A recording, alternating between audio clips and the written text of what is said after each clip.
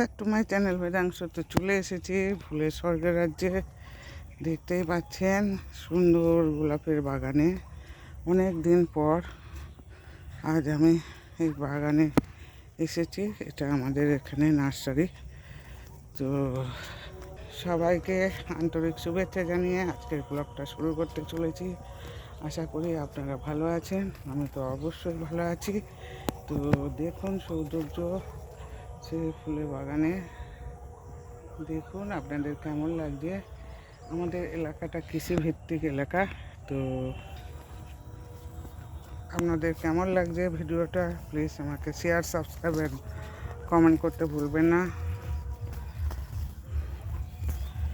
সুন্দর সব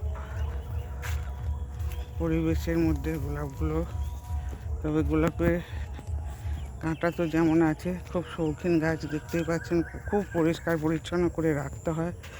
এবং আজকাল যে মাটিগুলো কেনা হচ্ছে সব জিনিসটাই আজকাল ভেজাল হয়ে গেছে। দেখুন, তো যে মাটি কেনা হয় এই মাটিগুলো কিন্তু প্রচুর দাম নেয়।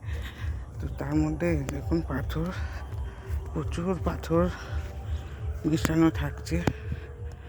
আগে আমরা চাল ডালে পেতাম, কিন্তু এখন দেখুন পাথর পাওয়া যাচ্ছে মাটির মধ্যে। আমার ডান দিকটা দেখতে পাচ্ছেন ঘাসের চাষ। তো বিশাল এরিয়া জুড়ে ঘাস চাষ হয়েছে। এগুলো স্কোয়ার ফুট হিসাবে বিক্রি হয়। এক একটা স্কোয়ার ফুট বাজার অনুযায়ী এর দাম বাড়া কমা হয়। যেমন আপনার 7 টাকা, 4 টাকা, কোনো সময় 15 টাকা, 20 টাকাও স্কোয়ার ফুট এই ঘাস বিক্রি হয়। একটা চাষের জন্য, চাষের উপযুক্ত করার জন্য এখানে ঘাস মারা তেল দিয়েছে।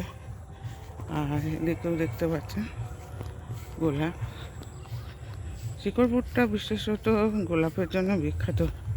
এখন শুধু সীমাবদ্ধ নেই শিকরপুরের মধ্যে গোলাপ চাষ, এখন এই আশেপাশে গ্রামেও ছড়িয়ে পড়েছে। ঝালগাছি, উত্তর নয়াবাদ, দক্ষিণ নয়াবাদ, বাজে তরফ, আরবেলিয়া সমস্ত জায়গায় ছড়িয়ে গিয়েছে এই চাষ। সমগ্র ভিডিওটা আপনাদের কেমন লাগলো সেটা জানিয়ে আমাকে কৃতজ্ঞ করবেন।